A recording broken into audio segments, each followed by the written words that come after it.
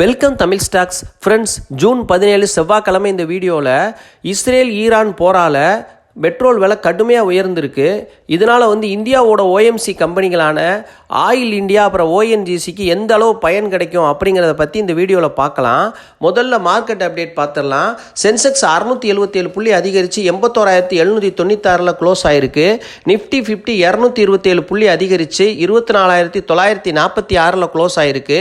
Nifty bank 417 புள்ளி அதிகரித்து 57,944 close ஆயிருக்கு. அப்புறம் வெளிநாட்டு முதலீட்டாளர்கள் 2,539 கோடிக்கு விற்றுருக்கிறாங்க. உள்நாட்டு முதலீட்டாளர்கள் 5,780 கோடிக்கு வாங்கியிருக்கிறாங்க. அப்புறம் சிங்கப்பூரில் ட்ரேட் ஆகிற நம்மளோட கிஃப்ட் நிஃப்டி 30 புள்ளி இறங்கி 24,964 க்ளோஸ் ஆயிருக்கு. அப்புறம் அமெரிக்க டாலருக்கான இந்திய ரூபாயோட மதிப்பு 86.6 பைசாவாக ஸ்டேபிளாக இருக்குது. அப்புறம் குருடாயில் பார்த்தீங்கன்னா 80 புள்ளி குறைஞ்சு கிட்டத்தட்ட 1.27% குறைஞ்சு 6,205 க்ளோஸ் ஆகிருக்கு. நேச்சுரல் கேஸு 2.76% அதிகரித்து 8.50 பாயிண்ட் அதிகரித்து 316 க்ளோஸ் ஆகிருக்கு. Gold 24 carat 10 gram MCX gold 487 ரூபா குறைஞ்சு 99,789 க்ளோஸ் ஆகிருக்கு. 1 kilo silver MCX silver 999 first quality 253 ரூபா அதிகரித்து 1,06,746 க்ளோஸ் ஆகிருக்கு. இஸ்ரேல் ஈரான் போர்னால கச்சா எண்ணெய் விலை கடுமையாக உயர்ந்திருக்கு. இதனால் இதோட மூலப்பொருட்களான பெட்ரோல், டீசல், பெயிண்ட் போன்ற பல பொருட்களை உள்ளடக்குனதான் இந்த கச்சா எண்ணெய். இதோட விலை உயர்ந்திருக்கு. மத்திய கிழக்கில் பதட்டம் தணிவதற்கான எந்த ஒரு அறிகுறியும் இருக்கிற மாதிரி தெரியல. அதனால் பிரண்ட் குரூட் ஆயில் பீப்பாய்க்கு $75 அமெரிக்க டாலர் அதிகமாயிருக்கு. அப்புறம் WTI குரூட் ஆயில் அமெரிக்க டாலருக்கு $74 உள்ளது. பிரண்ட் குரூட் ஆயில்னா என்னன்னு பார்ப்போம். குறிப்பாக அட்லாண்டிக் படுகையில் கிடைக்கிற எண்ணெய் முக்கியமான அளவுகோலாக இந்த பிரண்ட் குரூட் கருதப்படுது. இதில் சல்ஃபர் குறைவாக இருக்கிறதுனால பெட்ரோல் மற்றும் டீசல் சுத்திகரிக்கிறதுக்கு எளிதாக இருக்குது. மத்திய கிழக்கு அப்புறம் ஆப்பிரிக்கா மற்றும் ஐரோப்பியாவில் உற்பத்தி செய்யப்படுறது தான் இந்த பிரண்ட் குரூட் ஆயில். அப்புறம் WTI அப்படின்ற ஆயிலை பற்றி பார்ப்போம். WTI கச்சா எண்ணெய் அமெரிக்காவோட முக்கிய அளவுகோலாக செயல்படுது. இது குறைந்த கந்தக உள்ளடக்கத்தை கொண்டிருக்கு. முதன்மையாக அமெரிக்காவிலிருந்து பெறப்படுது.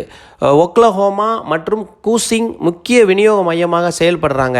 இதில் நியூயார்க் மெர்கண்டைல் எக்ஸ்சேஞ்சில் வர்த்தகம் செய்யப்படுது. NYMEX அமெரிக்க எண்ணெய் சந்தையை முக்கிய அளவுகோலாக இது கருதப்பட்டுள்ளது. வார இறுதி நாட்களில் இஸ்ரேலும் ஈரானும் தொடர்ந்து தாக்குதல் நடத்திக்கிட்டு இருக்கு. இதனால் அந்த பகுதியில் கச்சா எண்ணெய் விநியோகம் பாதிக்கப்படும் அபாயம் உள்ளதாக கூறுறாங்க.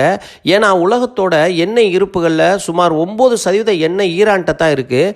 உலகளாவிய எண்ணெய் போக்குவரத்து பாதையான ஹர்மஸ் ஜலசந்தியை மூடப்போவதாகவும் சமிக்கை செஞ்சிருக்கு. இது பெரிய பயத்தை ஏற்படுத்தியிருக்கு. அப்புறம் கச்சா எண்ணெய் விலை உயர்வு இந்திய பங்கு சந்தையில் எதிர்மறையான மனநிலையை ஏற்படுத்தியிருக்கு. ஏன்னு பார்த்தோம்னா நிறுவனங்களோட பல்வேறு துறைகளுக்கு தேவையான மூலப்பொருட்கள் அனைத்தும், குறிப்பாக பெயிண்ட் தயார் பண்ணுறதுக்கு, அதாவது குளூ தயார் பண்ணுறது, எல்லாம் பெட்ரோலிய பொருட்களை வச்சு தான் அவங்க செய்கிறாங்க. இந்த காலணிகள் கூட அதில் பயன்படுது. இப்படி இருக்கிறதுனால அதில் நிறுவனங்களோட செலவுகளை அதிகரித்து வருவாயை பெருசாக பாதிக்கக்கூடும்னு சொல்லி JM ஃபைனான்சியல் ஒரு அறிக்கையில் தெரிவிச்சிருக்கிறாங்க. மேலும் இதனால் இந்தியாவோட எண்ணெய் நிறுவனங்கள் ONGC மற்றும் ஆயில் இந்தியா போன்ற நிறுவனங்கள் கச்சா எண்ணெய் உயர்வால் மிகவும் பயனடையும் நிறுவனங்களாக உள்ளன. மேலும் டிசம்பர் 2, 2024 பெட்ரோலியம் மீதான எதிர்பாராத வரியை அரசாங்கம் நீக்கிட்டாங்க. ONGC அப்புறம் ஆயில் இந்தியா கச்சா எண்ணெய் உற்பத்தி தற்போது எந்த வரம்பும் இல்லாமல் இருக்குது. எண்ணெய் இறக்குமதியை இந்தியா சார்ந்திருப்பதை குறைப்பதன் நோக்கமாக ஆய்வு மற்றும் உற்பத்தி பிரிவில் வெளிநாட்டு முதலீடுகளை ஊக்கமளித்து வர்றாங்க அரசாங்கம்.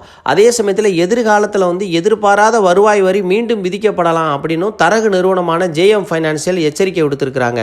மேலும் ONGC பங்கு விலைகளை பார்த்தீங்கன்னா அவங்க 290 டார்கெட் கொடுத்துருக்குறாங்க. ஆயில் இந்தியாவோட டார்கெட் 500ஆகவும் தக்க வச்சிருக்கிறாங்க. இதெல்லாம் அவங்க JM ஃபைனான்சியல் கொடுத்த டார்கெட்டு. ONGCயோட ஸ்டாக் ப்ரைஸ் பார்ப்போம். ஹை 345 ரூபா வரைக்கும் போயிருக்கு. லோ 205 ரூபா வரைக்கும் கீழே போயிருக்கு.